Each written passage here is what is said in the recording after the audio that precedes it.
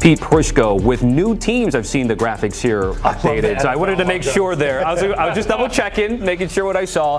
Jaylen Watson coming in at number 4 for Pete Prisco. Rams replacing the Chiefs logo.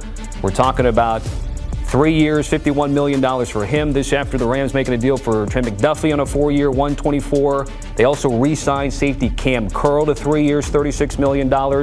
Pete, I'll give you first word. Les Snead and company targeting a deficiency and a weakness from last year. Again, trying to give it a Super Bowl go. It was awful. It's the reason they didn't make the Super Bowl last year. They had all kinds of problems down the stretch at secondary, particularly corner. They didn't tackle very well. They gave up a lot of big plays.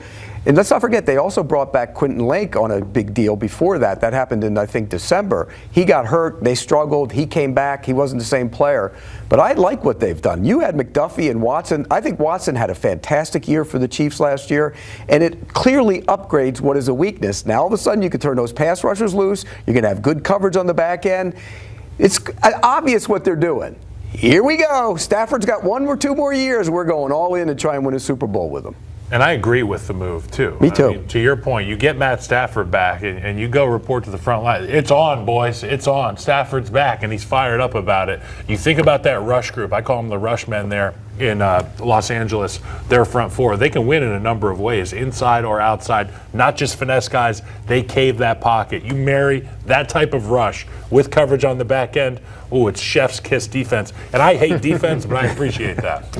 Man, the Rams love the Chiefs secondary. Think about this. The Kansas City Chiefs are going to draft you. You're going to play the most man-to-man in the league. You're going to win multiple Super Bowls, and then you have to go somewhere else to get paid and pay those L.A. taxes.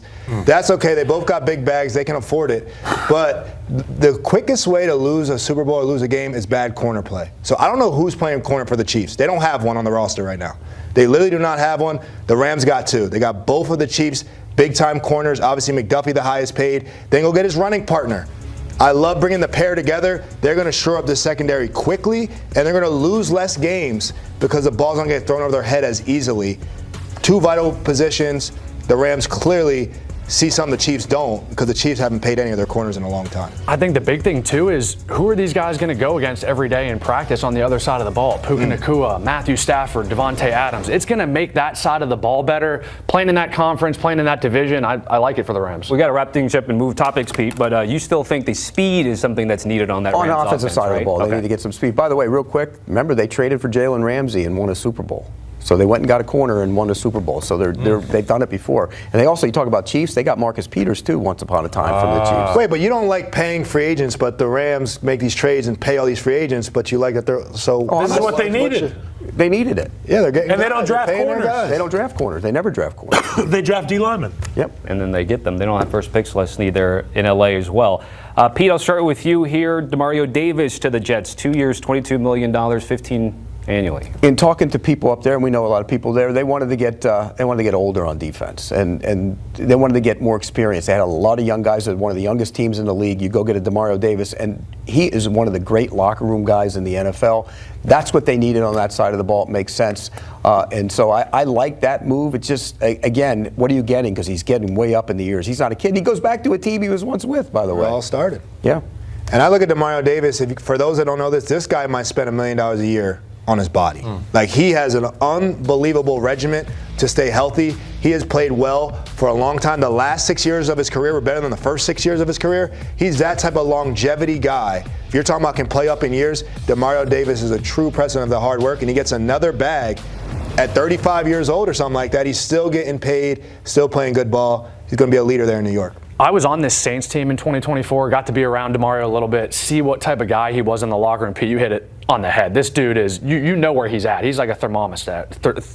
I like thermostat. Thermostat. I love thermostat. Check me on that. He's like a thermostat. You know where he is. If he's hot, the room's hot. If he's cold, the room's cold. So I think Aaron Glenn, there's a clear emphasis on what they're trying to do up there. Minkah Fitzpatrick yesterday, Demario Davis today. So they're shoring up that side of the ball. What are they going to do at quarterback? That's the question. Which they need to score points. They also need to get some turnovers, which they weren't able to really do last year. Quarterback with or great quarter? efficiency. Got to have somebody throw the football. Yeah, Mac Jones. Who? Giving up a second-round pick for Mac Jones. Why Nor would not? I. Nor would I. By the way, Davis, $15 million guaranteed. That ain't what we talked about. Lastly, Alex Anzalone to the Bucs, 2 years, $17 million. Guys all over the field.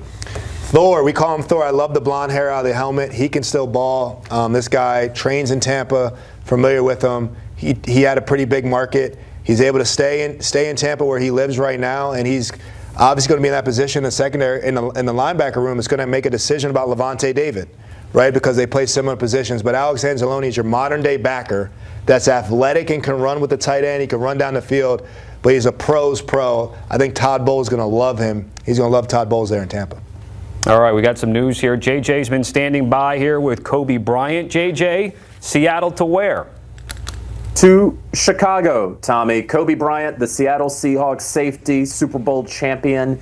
Kobe Bryant heading to Chicago. So he's joining forces there with Dennis Allen's defense. Of course, they have Jaquan Brisker back there. What's this mean for Kevin Byard? I know that plenty of guys on this desk can talk both about Byard and about the Chicago Bears here. But Kobe Bryant now going to Chicago. They had made him a priority. The Seahawks, are they going to keep anybody? Do they want to keep anyone? The answer to that very quickly is that the Seahawks very much believe in what they do. And look, they've won 2 Super Bowls across different regimes, right? And so they can always reimagine. That's always going to be the question about them. They let their guys go test free agency.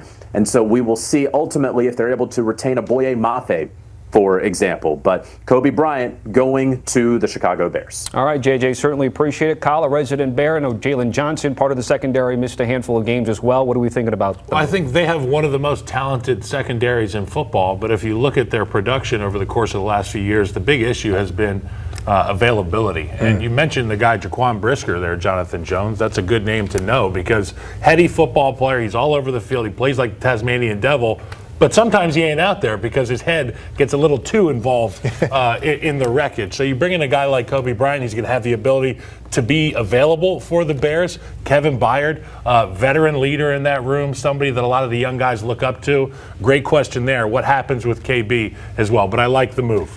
Well, Kevin Byard better stay there. He's been nothing but available, and he's led the league in interceptions when he was there last season as a first-team All-Pro. So moving Kevin Byard because you signed Kobe Bryant doesn't make sense to me. I think this may be more on Brisker, or they might try to run a 3-safety thing and use that safety position in the nickel or whatnot. But I think Kevin Byard is a huge need for the Chicago Bears to try to repeat the success they've had. Great dude, too. Yeah, I think Brisker's out. I think he's a free agent, so I think he's done, and I think they've made the choice to go to Kobe Bryant. And by the way, Kobe Bryant, former corner, who gives them more range on the back end. And you look at their defense, they gave up a lot of big plays last year. They were 29th in the league. They struggled. They don't rush the passer that well. They struggled on the back end as well. I think for all the talk of all the talent there, they really weren't that good. This will give them some range on the back end. A lot of shootouts last year, Ben, right? They have a lot of talent. They weren't good. They weren't available. Jaylen Johnson was out. Jaquan Brisker was in the concussion tent more often than not. Wright's a free agent. All of this is true, Yeah. Pete.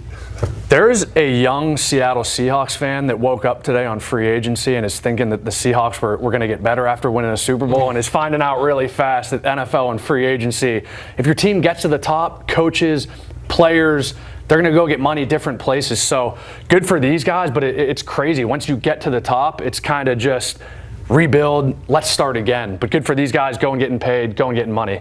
And if there's going to be one of those GMs that can do it, John Schneider, I think they would have faith that 12's in there. Even though he once traded 2 number 1s for Jamal Nobody's Adams perfect, back Pete. in the day.